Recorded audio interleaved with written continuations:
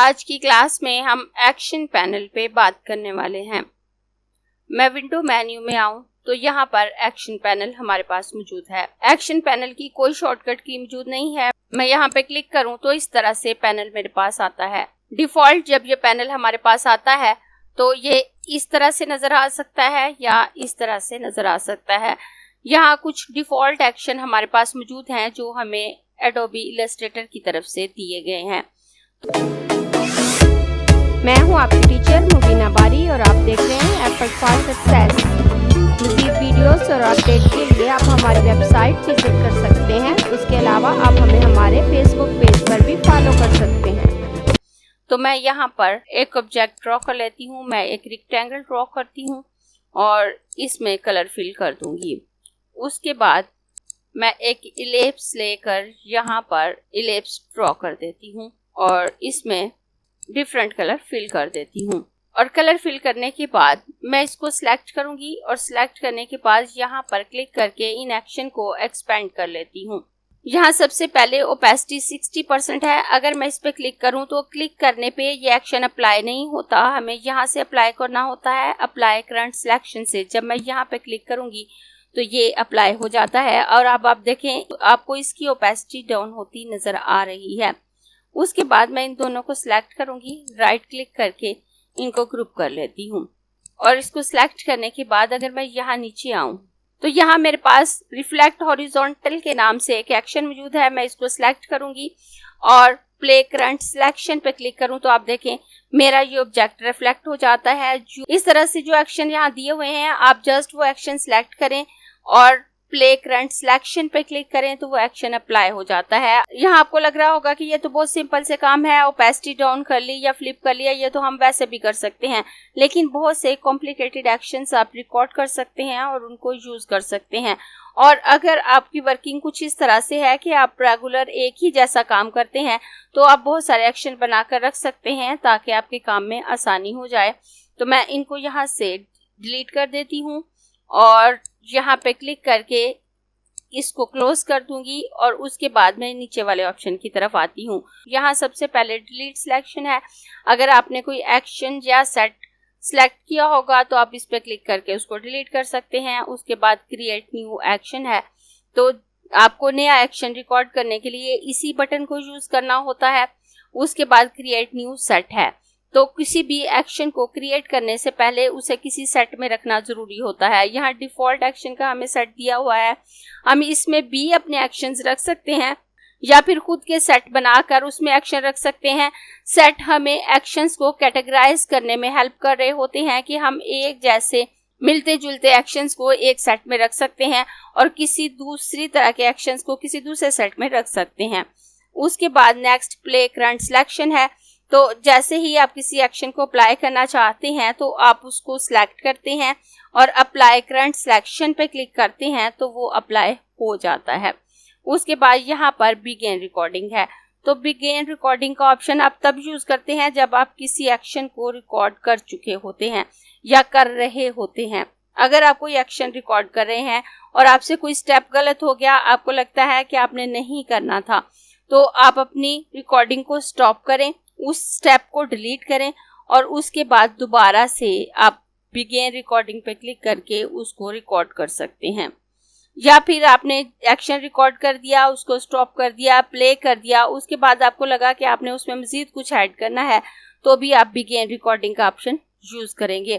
कि स्टार्ट में एक्शन को रिकॉर्ड करने के लिए क्रिएट न्यू एक्शन का बटन और क्रिएट शुदा एक्शन को एडिट करने के लिए बिगिन रिकॉर्डिंग का बटन आप यूज करेंगे। उसके बाद स्टॉप प्लेइंग रिकॉर्डिंग है, जब आप किसी भी एक्शन को रिकॉर्ड करना शुरू कर दें तो आप यहाँ पे क्लिक करके उस रिकॉर्डिंग को बंद कर सकते हैं। मैं यहाँ से क्रिएट न्यू सेट पे क्लिक करूंगी तो यहाँ मेरे पास सेट 1 लिखा हुआ आ रहा है। मैं यहाँ पे इसका नाम रख सकती हूँ, तो मैं इसका नाम माई सेट रख देती हूँ और इसको ओके कर दूंगी तो ये मेरा सेट क्रिएट हो गया। मुझे एक्शन रिकॉर्ड करना है तो मैं यहाँ पर एक ऑब्जेक्ट ड्रॉ कर लेती हूँ। मैं यहाँ पर एक रेक्टेंगल ड्रॉ कर लूंगी और इसमें डिफॉल्ट वैल्यू सेट कर देती हूँ या आप कोई कलर भी रख सकते हैं।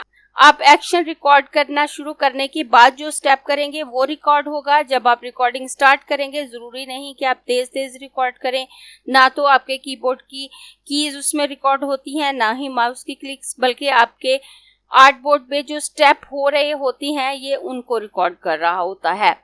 तो अब यहाँ पे मैंने एक रेक्टेंगल ड्रॉ कर लिया।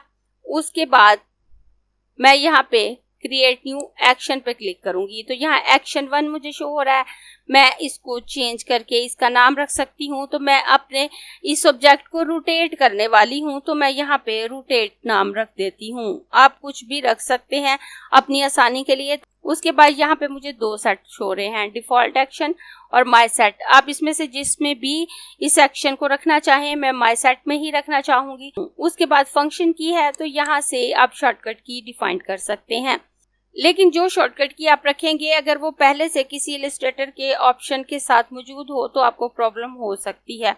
तो मैं यहाँ से F2 सेलेक्ट कर लूंगी। उसके बाद आप इसके साथ शिफ्ट कंट्रोल या दोनों लगा सकते हैं। तो मैं यहाँ से शिफ्ट सेलेक्ट करूंगी। उसके बाद कलर यहाँ पे नन है कि आपके एक्शन का कोई कलर मौजूद नहीं है। अगर आप कलर डिसाइड करेंगे तो वो कलर में शो होगा जब आप बटन मोड में जाएंगे। बटन मोड में जाएं तो यही एक्शन आपको बटन की सूरत में नजर आ रहे होते हैं, तो वहां पे ये कलर शो होता है। तो यहाँ मैं कोई भी कलर रख सकती हूँ। अगर मैं ऑरेंज रखूं तो ये ऑरेंज हो गया। उसके बाद मैं यहाँ से रिकॉर्डिंग स्टार्ट कर सकती हूँ। अब ये मेरी रिकॉर्डिंग स्टार्ट हो चुकी है। अब मैं जो एक्शन करूंगी वो मेरे रिकॉर्ड होंगे। तो मैं यहाँ से इसमें रेड कलर फिल कर दूंगी। उसके बाद मैं स्ट्रोक कलर को ब्लैक ही रहने देती हूँ। जो स्ट्रोक कलर आप चेंज करते हैं वो रिकॉर्ड नहीं होता। फिल कलर चेंज करेंगे तो रिकॉर्ड होगा, स्ट्रोक कलर चेंज करेंगे तो रिकॉर्ड नहीं होगा। हाँ, स्ट्रोक का वेट चेंज करेंगे तो वो रिकॉर्ड होगा। तो मैं यहाँ से स्ट्रोक वेट को ज्यादा करके 7 पिक्सल कर देती हूँ। और उसके बाद मैं यहाँ से रोटेट टूल लूंगी। और रोटेट टूल लेने के बाद मैं इसके सेंटर पॉइंट को यहाँ पे ले आती हूँ। उसके बाद मैं इसको रोटेट करूंगी और ऑल्ट के साथ कॉपी ले लूंगी। कॉपी लेने के बाद मैं कंट्रोल D के साथ मजीद कॉपीज लेती जाऊंगी। आप देखें जैसे जैसे मैं कॉपीज ले रही हूँ ये मुझे यहाँ पर शो कर रहा है। अब मुझे लगता है कि मेरी रिकॉर्डिंग कंप्लीट हो गई, तो मैं यहाँ से स्टॉप प्लेइंग रिकॉर्डिंग पे क्लिक कर दूंगी। मेरी रिकॉर्डिंग स्टॉप हो गई। अब मेरा ये एक्शन कंप्लीट हो चुका है। मैंने यहाँ कलर चेंज किया, वो शो हो रहा है। यहाँ पे स्ट्रोक चेंज की तो वो उससे रिलेटेड तमाम इंफॉर्मेशन शो हो रही हैं। उसके अलावा जितनी दफ़ा इसकी कॉपी ली तमाम यहाँ पे शो हो रही हैं। तो मैं इसको इसी तरह से एक्सपेंड रहने दे सकती हूँ या फिर यहाँ क्लिक करके मैं इसको क्लोज कर सकती हूँ। दोनों सूरतों में ये इक्वल ही वर्क कर रहा होता है। उसके बाद मैं इन सबको सिलेक्ट करूंगी और डिलीट कर दूंगी। अब मैं यहाँ पर कोई शेप ड्रॉ कर लेती हूँ। मैं यहाँ पर एक इलिप्स ड्रॉ कर लूँगी और इलिप्स ड्रॉ करने के बाद मैं यहाँ से इस सेक्शन को सिलेक्ट करूँगी और यहाँ से प्ले करंट सिलेक्शन पे क्लिक करूँ तो आप देखें इसकी कॉपीज आ गई। लेकिन आप देखें जब इसकी कॉपीज आई हैं तो ये एक दूसरे से काफ़ी दूर हैं, जबकि रिकॉर्डिंग करते वक्त मेरी कॉपीज काफ़ी क्लोज थी। मैं कंट्रोल A से इन सबको सिलेक्ट करके डिलीट कर लेती हूँ और दोबारा से इलिप्स ड्रॉ करूंगी। जब आप रोटेट टूल को लेकर एक्शन प्ले कर रहे होते हैं, जिस जगह आर्टबोर्ड पे आपने अपने सेंटर पॉइंट को रखा होता है वो उसी को सेंटर पॉइंट मान रहा होता है और हमारा ऑब्जेक्ट जितनी दूर होता है उतनी दूर उसकी कॉपीज आ रही होती हैं।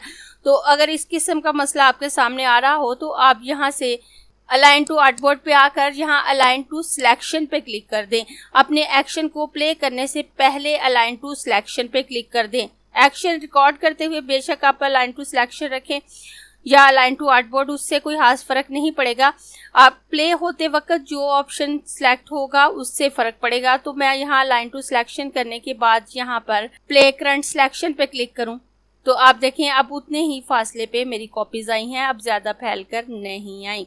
अब अगर मैं इसे यहाँ पर रखूँ और यहाँ पे रखने के बाद मैं यहाँ पे क्लिक करके अलाइन टू सिलेक्शन पे क्लिक कर लेती हूँ और यहाँ से प्ले करंट सिलेक्शन पे क्लिक करूं तो अब आप देखें मेरी कॉपीज एक दूसरे से क्लोज हैं।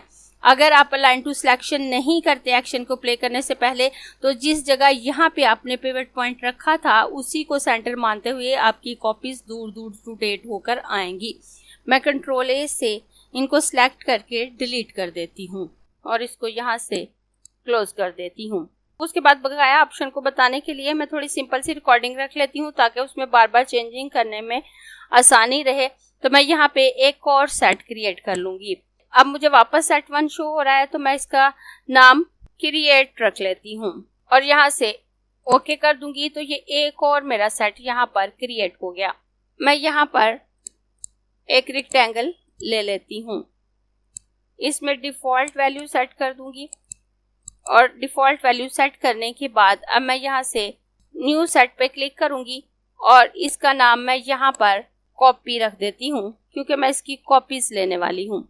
उसके बाद यहाँ पे 3 सेट अब मुझे शो हो रहे हैं, क्रिएट, माय सेट और डिफ़ॉल्ट। अब मैंने क्रिएट में इसको रखना है तो मैं यहाँ से क्रिएट सेलेक्ट करूंगी। इसके लिए मैं कोई शॉर्टकट की नहीं रख रही और कलर भी नहीं रख ली और मैं यहाँ से रिकॉर्ड करना शुरू करूंगी। अब मेरी रिकॉर्डिंग शुरू हो चुकी है।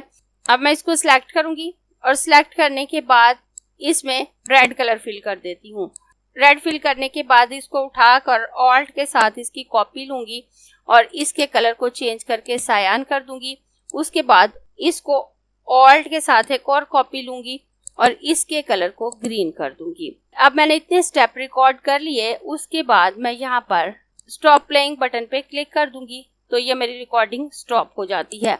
उसके बाद मैं यहाँ से डिफ़ॉल्ट वैल्यू सिलेक्ट करूंगी और यहाँ पर एक रेक्टेंगल ले लेती हूँ। अब मेरा ये रेक्टेंगल सिलेक्ट है। मैं यहाँ से इस कॉपी वाले एक्शन को सिलेक्ट करूंगी और सिलेक्ट करने के बाद प्ले करंट सिलेक्शन पे क्लिक करूं तो आप देखें उसी तरह से उसकी कॉपीज आई हैं। इसमें साइज उसने चेंज नहीं किया, जो साइज आपने रखा उसी को उसने उसी तरह से कॉपी किया और उसी तरह से कलर चेंज कर दिए।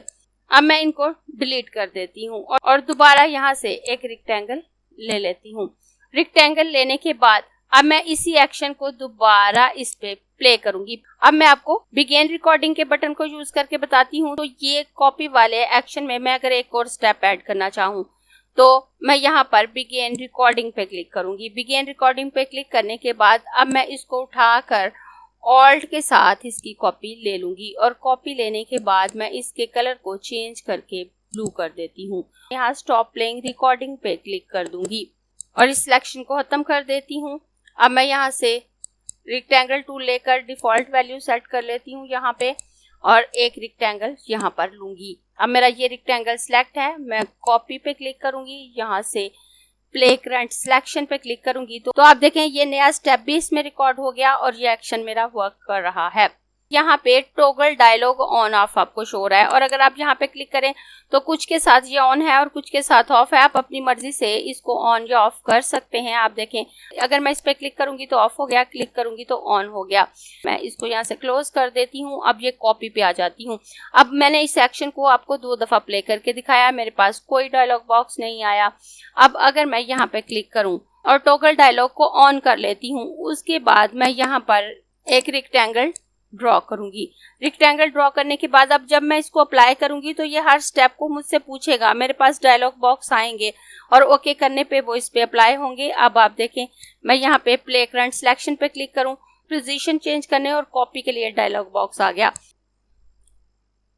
कॉपी पे क्लिक करूंगी तो इसकी कॉपीज आती जाएंगी और अगर मैं क्लिक नहीं करूंगी तो कॉपीज नहीं आएगी। ये इस तरह से मुझसे पूछ रहा है। और अगर मैं इस स्विच को ऑफ कर देती हूँ और उसके बाद यहाँ पर एक रेक्टेंगल ड्रॉ करती हूँ और यहाँ से प्ले करंट सिलेक्शन पे क्लिक करती हूँ तो वो मुझसे कुछ नहीं पूछेगा, एक्शन को अप्लाई कर देगा। मैं इन सब को यहाँ से डिलीट कर देती हूँ। यहाँ पर एक रेक्टेंगल ड्रॉ कर लूँगी और उसके बाद मैं आ जाती हूँ इस पैनल मेन्यू ऑप्शन पे। तो सबसे पहले न्यू एक्शन है हमारे पास तो वो ये वाला बटन है। उसके बाद न्यू सेट है तो वो ये वाला बटन है। उसके बाद डुप्लीकेट है। तो अगर आप किसी भी एक्शन को डुप्लीकेट करते हैं तो वो एज इट इज डुप्लीकेट हो जाता है और 2 दफा इसमें शामिल हो जाता है। मैं इनको यहाँ से क्लोज कर लेती हूँ और इस वक्त मेरा ये कॉपी वाला एक्शन सिलेक्ट है। अगर मैं यहाँ डुप्लीकेट पे क्लिक करूँ तो आप देखें कॉपी नाम के 2 एक्शन मेरे पास आ जाते हैं और तमाम डिटेल नीचे मौजूद हैं। अब ये नीचे जो मैंने खुद से कॉपी ली है ये मेरी सिलेक्ट है और अगर मैं यहाँ पे आकर डिलीट पे क्लिक करूँ तो ये डिलीट हो जाता है, या यहाँ पे डिलीट पे क्लिक करूँ तो डिलीट हो जाता है। तो मैं यहाँ डिलीट पे क्लिक करके दूँ तो डिलीट द सिलेक्शन यहाँ पे आ रहा है। अगर मैं यस कर दूँ तो वो डिलीट हो जाता है। उसके बाद प्ले है तो ये यहाँ पे हमारे पास प्ले बटन है। उसके बाद यहाँ पे स्टार्ट रिकॉर्डिंग है तो स्टार्ट रिकॉर्डिंग का बटन वही है जो यहाँ पे बिगेन रिकॉर्डिंग का है। यहाँ बिगेन रिकॉर्डिंग के नाम से मौजूद है और यहाँ स्टार्ट रिकॉर्डिंग के नाम से आप दोनों में से कोई भी ऑप्शन चूज कर सकते हैं। उसके बाद रिकॉर्ड अगेन है। अगर आप दोबारा से रिकॉर्डिंग करना चाहें किसी भी स्टेप को, वो भी आप यहाँ पे क्लिक करके कर सकते हैं या यहाँ पे। ये दोनों ऑप्शन और ये ऑप्शन सेम वर्क कर रहे होते हैं। उसके बाद इंसर्ट मेन्यू आइटम है। तो आप अपने किसी एक्शन के साथ अगर मेन्यू आइटम को इंसर्ट करना चाहते हैं तो आप कर सकते हैं। तो अगर मैं इंसर्ट मेन्यू आइटम पे क्लिक करूं तो मेरे पास इस तरह से पैनल आता है। इस वक्त कॉपी नाम का ये एक्शन मेरा सिलेक्ट है। यहाँ मैं किसी भी मेन्यू आइटम को लिख सकती हूँ। मेन्यू आइटम से मुराद वो तमाम ऑप्शन है जो मेन्यूज में मौजूद हैं। तो अगर मैं यहाँ से सेव एज लिखती हूँ और सेव एज लिखने के बाद मुझे यहाँ फाइंड पे क्लिक करना है और फाइंड पे क्लिक करने के बाद मेन्यू आइटम सेव एज यहाँ पे आ गया। उसके बाद मैं यहाँ से ओके कर दूंगी। अब आप देखें मेरे इस सेक्शन के साथ ही ये ऑप्शन यहाँ पर आ जाता है। अब ये कॉपी मेरा सिलेक्ट है, ये वाला मेरा ऑप्शन सिलेक्ट है। मैं यहाँ से प्ले करंट सिलेक्शन पे क्लिक करूंगी और आप देखें जैसे ही वो पूरा एक्शन प्ले हुआ उसके बाद सेव एज का ये ऑप्शन मेरे पास आ गया। मैं इस पे क्लिक करके उसको सेव कर सकती हूँ। आप कोई भी मेन्यू का ऑप्शन जो उस पे अप्लाई करना चाहते हैं उसके साथ अटैच कर सकते हैं, जरूरी नहीं सेव एज ही हो। यहाँ सेव एज वाले इस मेन्यू आइटम को यहाँ से डिलीट कर देती हूँ और डिलीट करने के बाद दोबारा ये कॉपी वाला एक्शन ही मेरा सिलेक्ट है। मैं यहाँ पे आकर यहाँ से इंसर्ट मेन्यू आइटम पे क्लिक करूंगी और यहाँ से एट्रीब्यूट लिख लेती हूँ और यहाँ फाइंड पे क्लिक करूंगी तो उसने यहाँ पे फाइंड कर लिया। उसके बाद मैं यहाँ से ओके कर देती हूँ। तो अब ये एट्रीब्यूट पैनल मेरा ओपन होगा जब मैं प्ले करूंगी और यहाँ पर वापस कोई शेप ले लेती हूँ। मैं यहाँ पर एक इलिप्स ले लूंगी। इलिप्स लेने के बाद यहाँ कॉपी को सिलेक्ट करूंगी और यहाँ से प्ले करंट सिलेक्शन पे क्लिक करूंगी। तो अब आप देखें मेरे तमाम आइटम यहाँ पे प्ले हो गए। उसके बाद ये एट्रीब्यूट पैनल मेरे पास ओपन होके आया है। मैं इसको यहाँ से क्लोज कर देती हूँ। इस तरह से आप मेन्यू आइटम इसमें शामिल कर सकते हैं। उसके बाद इंसर्ट स्टॉप है। तो आप स्टॉप मैसेज यहाँ पर रिकॉर्ड कर सकते हैं। अभी मेरा यही एक्शन सिलेक्ट है और मैं यहाँ पर इंसर्ट स्टॉप पे क्लिक करूंगी। अब मैं यहाँ पे मैसेज लिख सकती हूँ।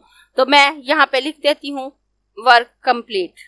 आप कुछ भी लिख सकते हैं। उसके बाद अलो कंटिन्यू पे क्लिक करेंगे तो आपके पास कंटिन्यू का ऑप्शन आएगा और आप उसको बार बार कंटिन्यू कर सकते हैं और वो एक्शन बार बार प्ले होगा। लेकिन अगर आप अलो नहीं करते तो जस्ट मैसेज आएगा। यहाँ मैंने अलो कंटिन्यू किया, वर्क कंप्लीट लिखा और ओके कर दिया। अब यहाँ पे ये स्टॉप भी इसमें शामिल हो गया। उसके बाद मैं इनको यहाँ से डिलीट करूंगी। डिलीट करने के बाद मैं यहाँ पर एक इलिप्स ड्रॉ कर लेती हूँ। कोई भी कलर ले लें, आपके पास वही कलरिंग आएगी जो आपने सिलेक्ट की है। उसके बाद कॉपी को सिलेक्ट करूंगी, प्ले करंट सिलेक्शन पे क्लिक करूं तो आप देखें वो तमाम कॉपीज यहाँ पे आई। उसके बाद एट्रीब्यूट पैनल ओपन हुआ। उसके बाद ये स्टॉप मैसेज मेरे पास आ गया, वर्क कंप्लीट। अब यहाँ से अगर मैं कंटिन्यू करती हूँ तो यही एक्शन दोबारा से प्ले होगा और अगर स्टॉप करती हूँ तो ये रुक जाएगा। अब मैं कंटिन्यू करती हूँ तो अब आप देखें दोबारा से वही एक्शन प्ले हुआ है। उसके बाद दोबारा मैसेज आ गया। अगर मैं कंटिन्यू पे क्लिक करूंगी तो आप देखें दोबारा वही तमाम प्रोसेस मेरे पास आ गया। इससे पहले एट्रीब्यूट पैनल इसलिए नजर नहीं आया कि इसके पीछे चला गया था। कि वही एक्शन आप बार बार अप्लाई कर सकते हो। मैं यहाँ से अब स्टॉप पे क्लिक कर दूंगी। इसको यहाँ से डिलीट कर देती हूँ। ज्यादा क्लटर ना हो उसके लिए मैं इस स्टॉप को यहाँ से डिलीट कर देती हूँ। उसके बाद मैं यहाँ से इस एट्रीब्यूट पैनल को भी डिलीट कर देती हूँ कि हमारे पास एट्रीब्यूट पैनल ना आए और यहाँ से इन तमाम कॉपीज को भी डिलीट कर देती हूँ और इस एक कॉपी को रहने देती हूँ। उसके बाद मैं दोबारा इस कॉपी वाले सिलेक्शन पे आऊंगी। अब मैं यहाँ पे क्लिक करूँ तो नेक्स्ट हमारे पास इंसर्ट सिलेक्ट पाथ है। अब मैं यहाँ से मेन्यू आइटम और स्टॉप को डिलीट कर चुकी हूँ। अब मैं पाथ और दोबारा से स्टॉप भी ऐड करके आपको दिखाऊंगी। तो मैं पेन टूल लूंगी और पेन टूल लेकर यहाँ पर मैं एक पाथ ड्रॉ कर लेती हूँ। पाथ ड्रॉ करने के बाद मैं इसके स्ट्रोक वेट को थोड़ा सा ज्यादा कर लेती हूँ। मैं यहाँ पे क्लिक करूंगी और इंसर्ट सिलेक्टेड पाथ पे क्लिक करूंगी और यहाँ पे ये पाथ ऐड हो गई। उसके बाद दोबारा कॉपी को सिलेक्ट करके यहाँ से इंसर्ट स्टॉप पे क्लिक करूंगी और यहाँ अलो कंटिन्यू पे क्लिक नहीं करूंगी और यहाँ वापस वर्क कंप्लीट ही लिख लेती हूँ। आप कुछ भी लिखें और यहाँ से ओके कर दूंगी। मैं स्ट्रोक को डिलीट कर देती हूँ, इसको सिलेक्ट करूंगी, इस कॉपी वाले एक्शन को सिलेक्ट करूंगी और प्ले करंट सिलेक्शन पे क्लिक करूंगी। तो अब आप देखें वो तमाम कॉपीज आई, उसके बाद ये स्ट्रोक मेरे पास ऐड हुई, उसके बाद वर्क कंप्लीट का मैसेज आ गया। अब वो मुझे कंटिन्यू के लिए नहीं पूछ रहा। अगर आपका एक्शन बहुत बड़ा है और आप उसके एंड पे स्टॉप मैसेज लगा सकते हैं ताकि आपको आइडिया हो जाए कि हमारा तमाम एक्शन प्ले हो चुका है और हमारा काम कंप्लीट है। मैं यहाँ से ओके कर दूंगी। उसके बाद सिलेक्ट ऑब्जेक्ट का ऑप्शन है, ये थोड़ा ट्रिकी और लॉन्ग ऑप्शन है तो इसे मैं सबसे लास्ट पे बताऊंगी। उसके बाद एक्शन ऑप्शन है, अगर मैं इस पे क्लिक करती हूँ तो यहाँ पे मैं इस एक्शन को चेंज कर सकती हूँ। यहाँ पे इसका नाम कॉपी है, मैं इसको चेंज कर सकती हूँ, इसके सेट को चेंज कर सकती हूँ, अगर मैंने इसके लिए कोई फंक्शन की रखी है उसको चेंज कर सकती हूँ, या फिर अगर मैंने इसके कलर को चेंज करना है तो वो कर सकती हूँ। यहाँ मैं अगर कोई चेंजिंग करना चाहूँ तो चेंजिंग करके ओके कर सकती हूँ, या फिर यहाँ से कैंसिल कर सकती हूँ। तो ये तमाम सेटिंग हम क्रिएट न्यू पे क्लिक करके पहले ही कर लेते हैं। उसके बाद यहाँ से प्लेबैक ऑप्शन है, इस वक्त कॉपी वाला एक्शन ही मेरा सिलेक्ट है। अगर मैं इस पे क्लिक करूँ, यहाँ पे एक्सीलरेटेड है कि ये एक साथ अप्लाई हो, उसके बाद स्टेप बाय स्टेप है कि ये एक एक करके अप्लाई हो, और उसके बाद पॉज फॉर है कि ये कितना टाइम रुक कर अप्लाई हो। हम एक्सीलरेट ही रखते हैं ताकि एकदम से सारा एक्शन प्ले हो जाए। अगर स्टेप बाय स्टेप रखेंगे तो ये एक एक स्टेप पे स्लोली अप्लाई होगा, और अगर हम पॉज करना चाहते हैं, उस प्ले करने के दरमियान वक्फा रखना चाहते हैं, तो जितने सेकंड का वक्फा रखना चाहते हैं वो हम यहाँ पे दे सकते हैं। अगर मैं यहाँ से स्टेप बाय स्टेप सिलेक्ट करूँ और ओके कर दूं, ओके करने के बाद मैं इन सब को डिलीट कर देती हूँ, इसको सिलेक्ट करूंगी और यहाँ से प्ले करंट सिलेक्शन पे क्लिक करूंगी। तो आप देखें बहुत स्लोली आपको एक एक स्टेप नजर आ रहा है और ये तमाम स्टेप फॉलो हुए हैं, और अगर आप इनके दरमियान वक्फा रखते तो उतने ही वक्फे से ये अप्लाई होता। और मैं यहाँ पे आकर प्लेबैक एक्शन पे आऊंगी और यहाँ से एक्सीलरेटेड सिलेक्ट करके ओके कर दूंगी। उसके बाद मैं इन सबको डिलीट कर देती हूँ। डिलीट करने के बाद दोबारा यहाँ से शेप ले लेती हूँ। उसके बाद मैं यहाँ पे आऊँ, उसके बाद नीचे कुछ ऑप्शन है, उनको यूज करने से पहले मैं सेव एक्शन का ऑप्शन यूज करूंगी ताकि मैं अपने एक्शन सेव कर सकूं। तो आप एक्शन को सिलेक्ट करके एक्शन सेव नहीं कर सकती, आप सेट को सिलेक्ट करके एक्शन सेव करेंगे।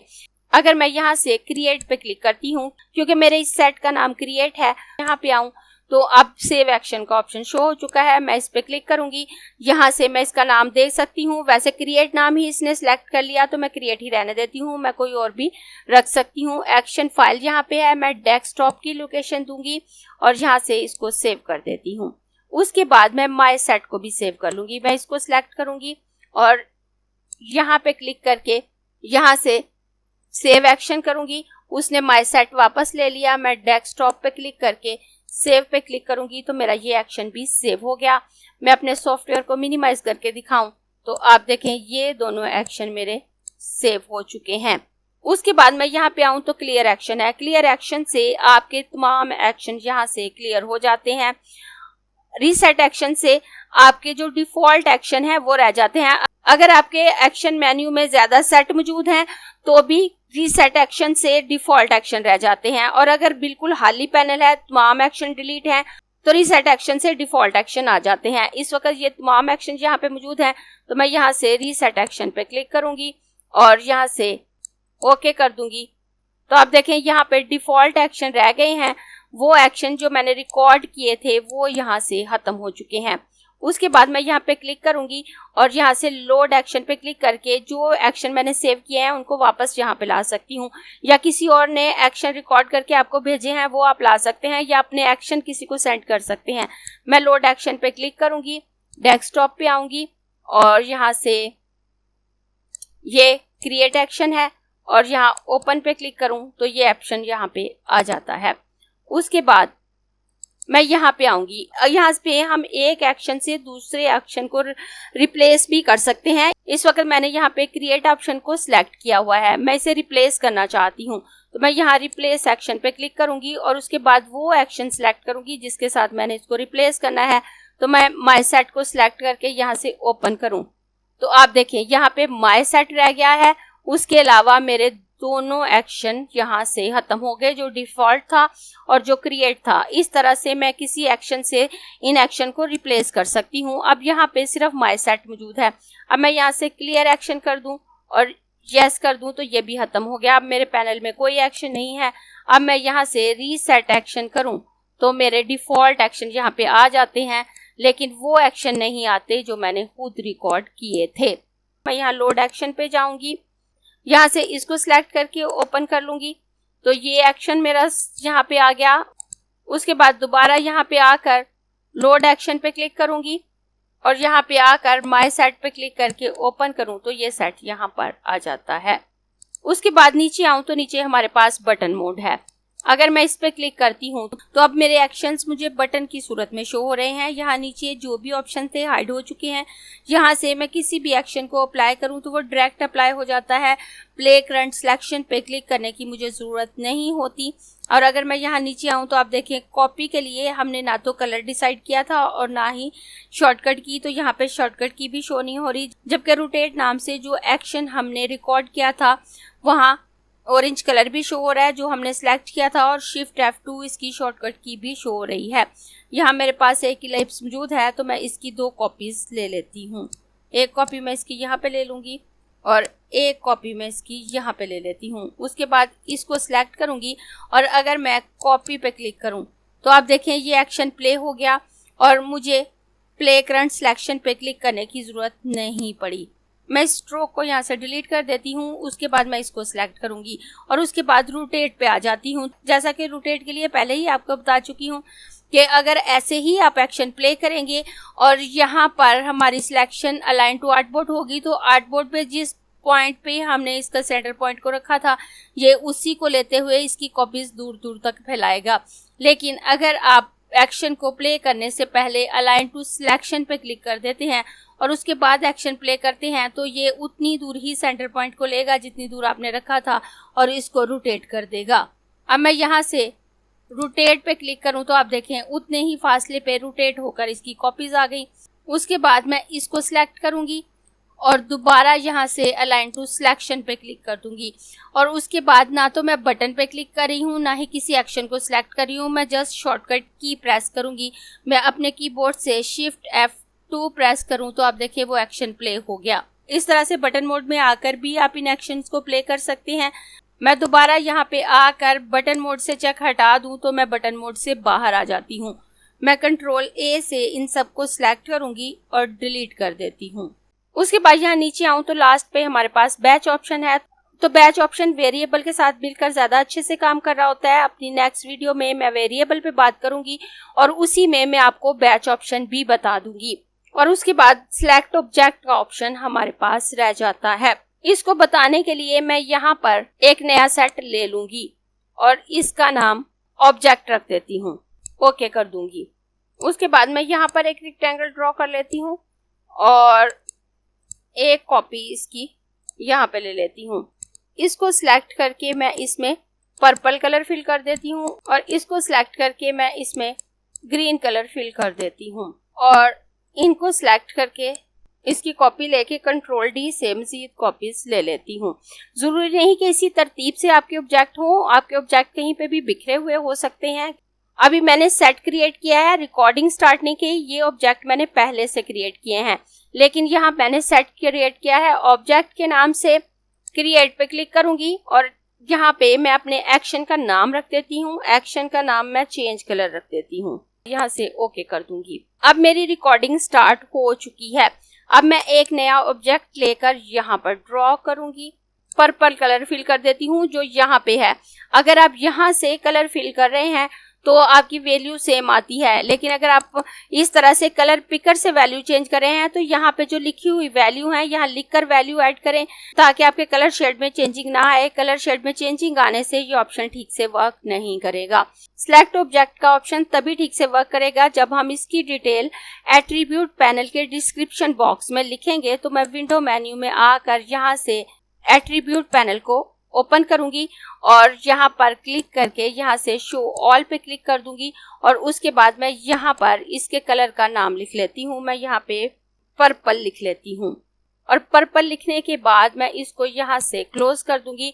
तो एट्रीब्यूट सेटिंग यहाँ पे आ गया और अगर मैं यहाँ से खोल के दिखाऊं तो आप देखें नोट पर्पल आपको शो हो रहा है, ये नोट यहाँ पर सेव हो चुका है। उसके बाद मेरा ये ऑब्जेक्ट सिलेक्ट है और मैं यहाँ से सिलेक्ट ऑल पे आकर फिल कलर वाले तमाम ऑब्जेक्ट को सिलेक्ट करूंगी। अब मेरे ये तमाम ऑब्जेक्ट सिलेक्ट हो चुके हैं। उसके बाद मैं इनके कलर को चेंज करके यहाँ से सायान कर देती हूँ। उसके बाद इस सिलेक्शन को आप यूं ही रखेंगे, इस सिलेक्शन को खत्म नहीं करेंगे। पैनल मेन्यू में आएंगे, सिलेक्ट ऑब्जेक्ट पे क्लिक करेंगे और सिलेक्ट ऑब्जेक्ट में क्लिक करने के बाद जो नाम आपने एट्रीब्यूट पैनल में लिखा था वो यहाँ पे आप लिख सकते हैं। तो मैंने वहां पे पर्पल लिखा था तो मैं यहाँ पे पर्पल लिख देती हूँ। आप यहाँ पे ऑल वर्ड सिलेक्ट करते हैं तो ये जस्ट होल वर्ड को फाइंड करेगा, या केस सेंसिटिव रख सकते हैं। अगर आप केस सेंसिटिव पे चेक लगाते हैं तो ये कैपिटल और स्मॉल लेटर को भी फॉलो करेगा कि अगर आपने कैपिटल में लिखा है और स्मॉल में लिख देते हैं तो ये वर्क नहीं करेगा। वैसे मैंने दोनों में स्मॉल लेटर में पर्पल लिखा है और उसके बाद मैं यहाँ से ओके कर दूंगी। उसके बाद सिलेक्शन खुद बहुत एक पे आ जाती है और ये जो सिलेक्टेड ऑब्जेक्ट है आप इसको डिलीट कर दें। अगर आप इसको डिलीट नहीं करेंगे तो लास्ट पे जब आप इस एक्शन को प्ले करेंगे तो जो सैंपल के लिए आप ऑब्जेक्ट लेंगे वो लास्ट पे विदाउट कलर आएगा। तो बेहतर यही है कि आप डिलीट कर दें ताकि वो ऑटोमेटिकली डिलीट हो जाए। उसके बाद आप स्टॉप रिकॉर्डिंग कर दें। आप इन सबको सिलेक्ट करके इनमें वही पर्पल कलर फिल करेंगे। यहाँ कलर की वैल्यू सेम रखना जरूरी है। उसके बाद आप इसको फैलाकर भी रख सकते हैं, जरूरी नहीं कि इसी तरतीब से रखें, आप इनको फैला सकते हैं, इनकी जगह भी चेंज कर सकते हैं, इनमें मुख्तलिफ कलर फिल कर सकते हैं। उसके बाद मैं यहाँ पर वापस एक ऑब्जेक्ट ड्रॉ करूंगी और इसमें वही पर्पल कलर फिल करूंगी जो मैंने फाइंड करना है और उसके बाद मैं यहाँ चेंज कलर वाले एक्शन पे क्लिक करूंगी और यहाँ से प्ले करंट सिलेक्शन पे क्लिक करूंगी। तो आप देखें मेरा एट्रीब्यूट पैनल भी ओपन हो गया और उसके बाद उसने इन तमाम ऑब्जेक्ट के कलर को चेंज कर दिया। मैं यहाँ से एट्रीब्यूट पैनल को क्लोज कर देती हूँ। आपके ऑब्जेक्ट का कलर सेम होगा तो ये एक्शन काम करेगा, अदरवाइज नहीं। अब मैं इस ग्रीन ऑब्जेक्ट को सिलेक्ट करूंगी। चेंज कलर का डायलॉग बॉक्स मेरे पास सिलेक्ट है और मैं यहाँ से प्ले करंट सिलेक्शन पे क्लिक करूंगी। तो आप देखें उसने इनका कलर चेंज नहीं किया। एक्शन रिकॉर्ड करते हुए जो कलर आपने सेव किया होगा आप जस्ट उसको चेंज कर सकते हैं। जरूरी नहीं पर्पल कलर हो, जो कलर आपके आर्टवर्क में है और आप उसे चेंज करना चाहते हैं आप उसको कर सकते हैं। उसी का नाम आप लिखेंगे और उसी कलर को आप चेंज कर पाएंगे। शेप से भी फर्क नहीं पड़ता, कोई भी शेप हो सकती है, आपका कलर सेम होगा तो वो चेंज हो जाएगा। अगर आपको ये क्लास पसंद आई है तो लाइक कीजिए, अपने दोस्तों के साथ शेयर भी कीजिए ताकि वो भी सीख सके। आप अपने क्वेश्चंस और व्यूज नीचे कमेंट बॉक्स में लिख सकते हैं और अगर आपने चैनल सब्सक्राइब नहीं किया तो प्लीज सब्सक्राइब कीजिए ताकि आपको आने वाली वीडियोस का नोटिफिकेशन फौरन से मिल सके।